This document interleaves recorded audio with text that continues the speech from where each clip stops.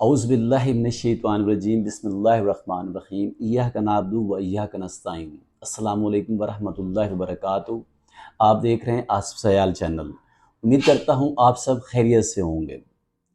میں آج بات کروں گا ہمارے معاشرے میں اثرات جو اسلام سے قبل اور اسلام کے بعد کہ ہمارے معاشرے میں کیا چینجنگز آئی تھی، کہ اسلام سے قبل ہمارے معاشرے کی کیا حالات تھے اور اسلام کے بعد کیا تھے۔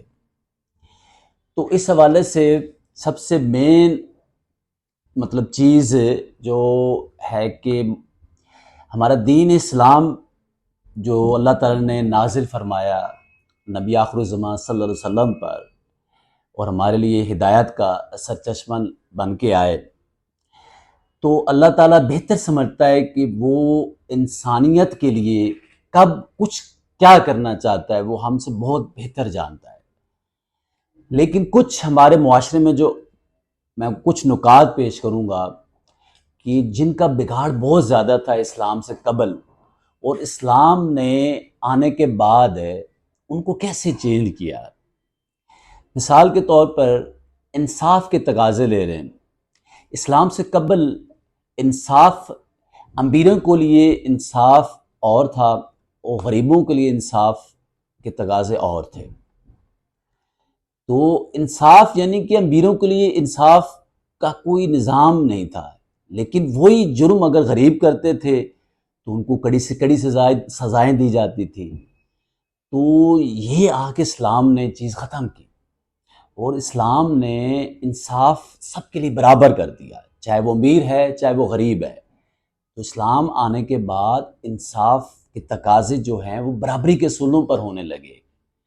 اس کے علاوہ اسلام سے قبل جو رسومات تھی، بہت سی خراب رسومات، جس میں مین جو ہے بچیوں کے پیدا ہوتے ہی بچیوں کو دفن کر دیا جاتا تھا۔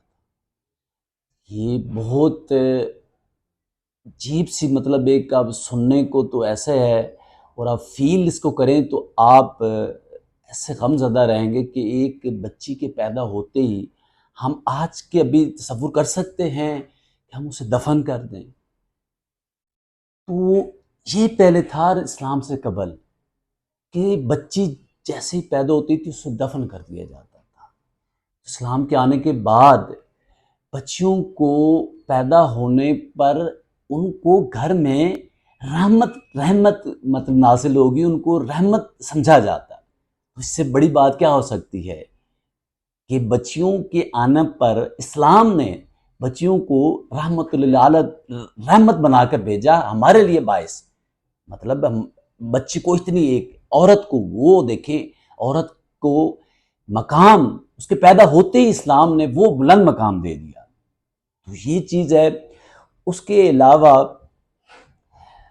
اسلام سے قبل جو عبادات تھیں، عبادات بہت سے خداؤں کی، یہی کعبہ تھا جس میں سینکڑوں بت ہوتے تھے اور ان کی عبادت کی جاتی تھی۔ سینکڑوں بت کے ہوتے ہوئے بھی وہ کعبہ تھا، اور کیا سمجھتے تھے کہ یہ اللہ کا گھر ہے کعبہ، اس ٹائم بھی یہی سمجھا جاتا تھا۔ لیکن وہ خدا ایک نہیں سمجھتے تھے، اللہ کو ایک نہیں مانتے تھے، سینکڑوں ہوتے تھے۔ اس کے بعد اسلام آنے کے بعد وہ کعبہ میں ہمارے نبی پاک صلی اللہ علیہ وسلم نے وہ تمام بت گرائے۔ آپ کے سامنے فتح مکہ کے وقت بتوں کو جو حال ہوا تھا وہ آپ کے سامنے ہے۔ پھر ایک اللہ کی عبادت کرنے کا انہوں نے درس دیا کہ صرف اللہ عبادت کے لائق ہے، اس کے علاوہ کوئی عبادت کے لائق نہیں۔ تو ہمیں صرف اللہ کی عبادت کرنی ہے، اور اسی سے مدد حاصل کرنی ہے۔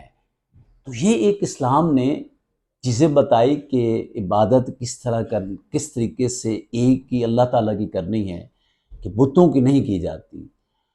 تو یہ ایک چیز جو اسلام نے روشن خیالی پیدا کی، کہ ہمیں اویئرنیس دی کہ ہم مختلف فرقے مختلف قبائلوں کے بھی اقسام تھی کہ بڑے طاقتور قبائل جو ہیں کمزور قبائل پر حاوی ہو جاتے تھے اور انہیں تو سمجھتے ہی کچھ نہیں تھے، اور ان کے حقوق بالکل ہی یعنی کہ نہ ہونے کے برابر ان کے حقوق تھے۔ کسی قسم کا بھی سمجھ لیں کہ ان کو معاشرے میں جینے کا کوئی حق ہی نہیں تھا، یعنی کہ بالکل نہ ہونے کے برابر۔ تو اسلام کے آنے کے بعد انہوں نے ان چیزوں کو بھی ختم کیا، کیونکہ اللہ تعالیٰ نے ہمارے لیے ہمارے نبی پاک صلی اللہ علیہ وسلم کو رحمت للعالمین بنا کر بھیجا۔ انہوں نے صرف مسلمانوں کے لیے نہیں، انہوں نے پوری انسانیت کے لیے ان کو رحمت للعالمین بنا کر بھیجا گیا۔ تو یہی اسلام میں انہوں نے چیزیں کر کے دکھائیں کہ اسلام سے یہ چیزیں ہیں، اسلام سے قبل یہ چیزیں تھیں، اور اسلام جب آیا اور اسلام میں یہ آئی چیزیں تبدیلی کی طرف ہوئیں، اور پھر اسلام میں ایک شخصیت ایک معاشرے پر کیا اثرات چھوڑے اسلام کے آنے کے بعد، وہ اثرات ہمارے سامنے ہیں کہ ہمارے وہی جو معاشرہ ہے اسلام کے آنے کے بعد وہ بلندیوں کو کیسے چھوا، وہ ہمارے نبی پاک صلی اللہ علیہ وسلم نے کر کے دکھایا۔ وہ جو معاشرے سے پہلے جتنے ہی بگاڑ تھے ان کو ٹھیک کر کے دیا اور کر کے دکھایا، اور پھر معاشرے کو دنیا کے عظیم ترین بلندیوں پر لے کے گئے اپنے دین اسلام کی طرح۔ جس طریقے سے اللہ تعالیٰ کا حکم تھا اس طریقے سے کیا، اور پھر کر کے دکھایا، لوگوں کو خود کر کے دکھایا، اور پھر اس کے جو اثرات ہیں وہ آئے۔ ان اثرات آنے کے بعد جو ہمارے دین نے ترقی کی وہ آپ کے سامنے ہے کہ وہ تمام دنیا میں دین اسلام غالب ہو گیا۔ غالب ہونے کا صرف اس طریقے سے نہیں کہ راتوں رات غالب ہو گیا، ایسا نہیں۔ اس میں ہمارے نبی پاک صلی اللہ علیہ وسلم کی بے تحاشا محنتیں ہیں، اس میں بہت زیادہ محنت انہوں نے کی، دن رات محنت کی۔ اس نے اپنے صحابہ کرام کی وہ انہوں نے ان کو پرورش ایسے ان کی ان کو تربیت ایسے کی، ان کی تربیت ہوتی گئی، اور ساتھ ساتھ اسلام میں ترقی بھی کرتا گیا، اور معاشرے میں وہ جو چیزیں پہلے تھی وہ چینج ہوں گی بالکل۔ تو اس چیز کی ہمیں اب ضرورت ہے کہ ہمارے اسلام نے وہ آج سے آپ دیکھ لیں 800-900 سال پہلے پوری دنیا میں اسلام کتنا پھیلا ہوا تھا، اور پوری دنیا میں اسلام غالب ایک دین تھا، سب سے بڑا دین تھا۔